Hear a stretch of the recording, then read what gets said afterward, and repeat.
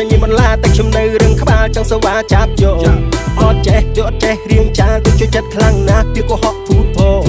ពីបោកអត់ចេះសមអត់ចេះសាំពេលដែលខូចចិត្តពួកមកកំដរជាប្រចាំឲ្យតែគេសួរខ្ញុំតែងតែប្រាប់ថាអូខេតែក្នុងទូនេះវាចង់ប្រេះស្រាមមិនចេះរៀងហេដូចមិនសូវយល់សោទឹកភ្នែកហូរដូចទឹកភ្លៀងហើយកាលណាបានជួបស្នេហ៍ស្មោះចាំដល់ពេលណាឬក៏ចាំដល់អស់កម្មឲ្យតែគិតពីស្នេហាចង់តែរត់ទៅទិញថ្នាំតែអូឈឺ